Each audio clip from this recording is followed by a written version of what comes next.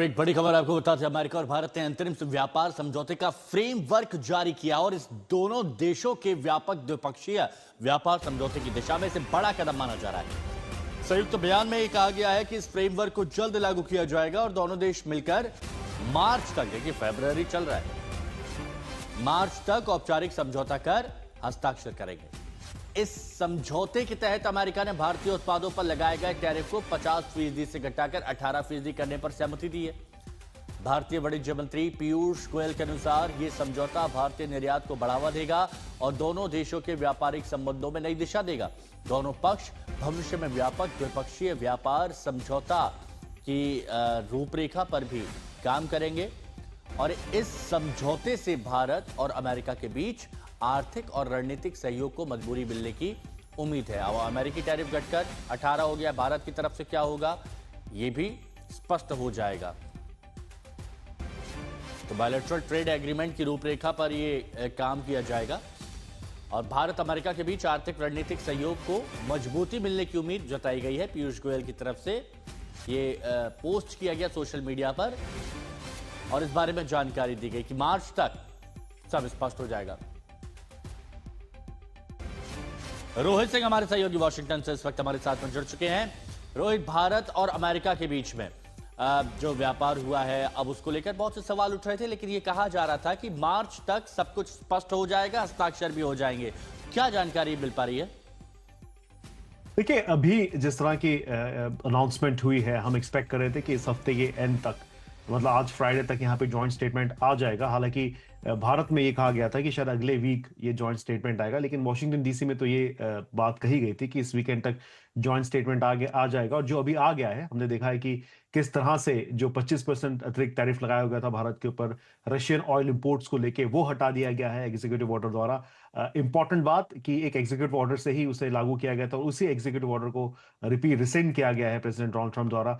तो वो 25% जो है वो हट गया है। साथ ही साथ क्लियर कर दिया है जॉइंट स्टेटमेंट ने कि भारत के ऊपर 18% जो है टैरिफ होगा। जो पहले 50% था वो 18 घट के 18% हो गया, जिसको मंडे प्रेसिडेंट ट्रंप ने खुद ने उस बात को अनाउंस किया था। और फिर यह बताया गया है कि ये एक वर्किंग, कहीं ना कहीं ट्रेड डील नहीं कहा जा रहा, इसे फ्रेमवर्क कहा जा रहा है कि इस फ्रेमवर्क के तहत अब आगे की बातचीत होगी, आगे की जो चीजें हैं उसके ऊपर दोनों साइड मिलकर बात करेंगे। और जो आप कह रहे थे कि मार्च तक, जैसा पीयूष गोयल साहब कह रहे थे कि शायद मार्च तक फाइनल कुछ अग्रीमेंट आ जाए, तो इंपॉर्टेंट बात ये थी क्योंकि बहुत सारे सवाल लग रहे थे इस चीज को लेके।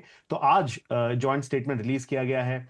एम्बेसडर ग्रियर के ऑफिस ने इसे रिलीज किया और फिर प्रेसिडेंट ट्रंप का जो ऑफिस है व्हाइट हाउस, वहां से इसके बारे में और जानकारी मिली। तो आई थिंक इट्स ये जो भी सवाल लग रहे थे कि क्या है क्या नहीं है इसमें, आई थिंक उसको कहीं ना कहीं मुझे लगता है कम करने के लिए, उस नॉइस को कम करने के लिए ये इस फ्रेमवर्क को आज अनाउंस किया गया है। और जैसा कि आपने कहा कि पीयूष गोयल ने भी इसके लिए ट्वीट किया है और उन्होंने वेलकम किया है इस फ्रेमवर्क को। तो अब आगे देखना होगा कि दोनों साइड्स किस तरह से काम करेंगे। लेकिन इंपॉर्टेंट चीज इसमें यह भी है कि जो जितनी भी चीजें प्रेसिडेंट ट्रंप ने अपनी ट्वीट में लिखी थी, अपने ट्वीट सोशल पोस्ट में लिखी थी, वो सारी की सारी बातें इस फ्रेमवर्क में अनाउंस की गई है, जिसमें यह भी कहा गया है कि भारत जो है अगले 5 साल में $500 बिलियन तक कोशिश करेगा अपने ट्रेड बढ़ाने का अमेरिका के साथ। रशियन ऑयल नहीं खरीदेगा भारत। और यह भी लिखा गया है एग्जीक्यूटिव ऑर्डर में कि अमेरिका जो है वो मॉनिटर करेगा भारत को कि क्या भारत डायरेक्टली या इनडायरेक्टली रशियन ऑयल खरीदता है या नहीं। और अगर ऐसा प्रेसिडेंट को बताया जाएगा और सेक्रेटरी लटनिक और बाकी जो लोग हैं उनके कैबिनेट के, वो मॉनिटर करेंगे।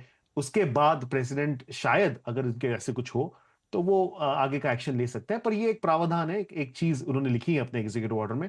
और इसी तरह की चीजें मुझे याद है कि जब कनाडा और मैक्सिको के साथ भी टैरिफ हटाए गए थे तो वहां पे भी सेम चीज लिखी गई थी। तो हम एक टेम्पलेट भी कह सकते हैं, लेकिन इसका जिक्र जरूर किया है उस एग्जीक्यूटिव ऑर्डर में, यह बताने के लिए कि प्रेसिडेंट ट्रंप अपने पास अभी भी वो एक ऑप्शन रखते हैं कि अगर भारत जो निर्यात है वो घटाता नहीं है जैसा कि प्रेसिडेंट ट्रंप की समझ है, तो उनके पास ऑप्शन है कि वो फिर से टैरिफ जो है वो बढ़ा सकते हैं। यही रोहित, बहुत से लोगों के मन में ये सवाल है, जो भारतीय हैं उनके मन में ये सवाल है, सदन में भी ये मुद्दा उठा है, विपक्ष भी ये मुद्दा उठा रहा है और खास तौर पर अमेरिकी कृषि उत्पादों से जुड़ा हुआ कि वहां पर जो शुल्क होगा वो खत्म हो जाएगा, जैसे डोनाल्ड ट्रंप की तरफ से पोस्ट किया गया था उसमें लिखा गया था, या कम हो जाएगा।